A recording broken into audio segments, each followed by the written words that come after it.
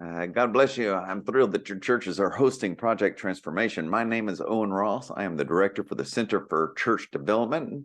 As pastor for 15 years of La Fundación de Cristo, or Christ Foundry United Methodist Mission, where for probably 12 or 13 of those years, we were a host of Project Transformation, and I was the host pastor.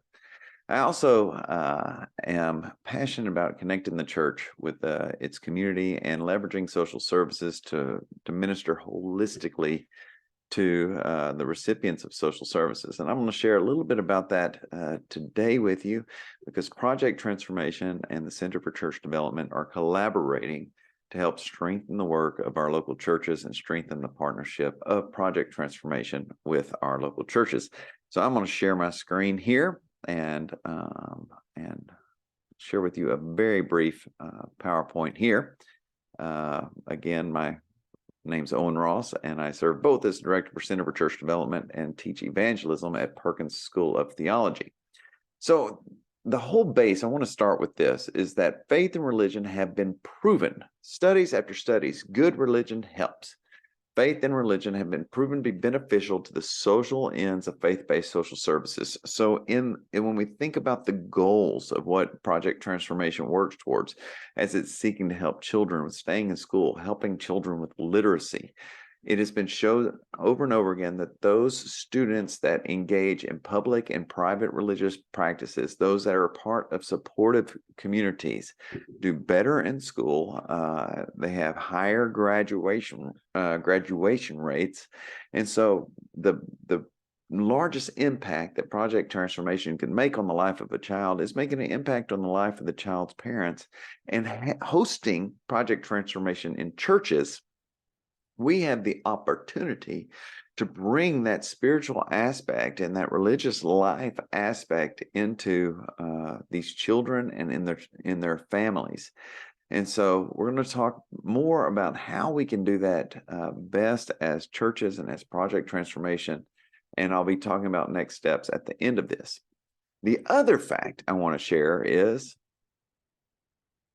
most faith-based social services offer little to no religious services with their social services, and little to no religious services designed for their faith-based social services recipients. One data that I'm hoping that we can start gathering with Project Transformation is what kind of impact is Project Transformation making upon the religious life of these families. Starting out by asking these families, are you a part of a congregation? Are you active in a congregation? And if so, which congregation? And are we seeing participants in Project Transformation becoming more or less involved in the host churches, or more and less involved in religious activities? And so hopefully our Project Transformation churches can change that data point to where the recipients of our social service of Project Transformation are also able to take full advantage of our religious services that our churches have to offer, and that our churches can start designing religious services that faithfully, effectively, and appropriately minister to the participants in Project Transformation. So there's been a great divorce over the past 100 years. The church has tended to divorce these social services and these religious services. Project Transformation states, this is from its website, that their mission is to transform communities by engaging children. These are the 3 C's: children, college-age young adults, and churches in purposeful relationships. Right after that, it says they provide 2 key services: leadership development and ministry exploration opportunities for, again, here's the 2nd C, for college-age young adults through summer and 1-year service internships. And 2, community-oriented after-school and summer day camp programming for children and youth. So we see 2 of our 3 C's are their key services, but currently there's no named key services for our churches or even with our churches. And so that is what we are seeking to work on in this meeting and with this partnership between Project Transformation and the Center for Church Development. How can we start leveraging Project Transformation to provide holistic services to the recipients of of Project Transformation, and I would say the development of our congregations is going to be a side effect of this. So some of our challenges: performing mutually transforming relationships that become peer relationships of love rather than transactional is a challenge. And these are challenges in all faith-based social services, and particularly in Project Transformation. Parents are generally bringing a place for their kids to be taken care of, and not necessarily are looking for a church. And so how do these become peer relationships rather than simply a transaction, so our churches are not simply, in Project Transformation, isn't simply daycare or even an education center for these families. 2, to ensure that the mission ministers primarily to the ministry needs and gifts of the target demographic rather than primarily to the needs and gifts of the supporters or sponsors. So with the church as a supporter and sponsor, this is not a way for the church just to think, okay, now we're going to grow our worship service. Well, if the worship service isn't meeting the need or amplifying the gifts of the families of Project Transformation, the Center for Church Development wants to help work with you to how can we design spaces and religious services that is catered to the demographics of those who are engaged in the Project Transformation. 3rd, finding community with whom to work can be challenging in the beginning, while supporting and sponsoring agencies and congregations are generally eager to see fruit. I hear pastors say, why aren't they coming to our church? Well, finding people within the families of those engaged in Project Transformation, and many of them are connected with one another, has to be a priority of our work. And Project Transformation can help our churches get connected with our families and leaders among the families, and help the families get connected with our churches and our church leaders, so that we can find people from within the Project Transformation families with whom the churches can work, so that deeper engagement and peer relationships can be built. And finally, wealthier groups or individuals tend to approach ministries with lower wealth communities through social programs in which control and power remains in the hands of the wealthier. The service thus becomes ministry to and for, and not with. We want to help Project Transformation become a ministry with these families, and we're seeing that among the children as they become leaders and members in the program.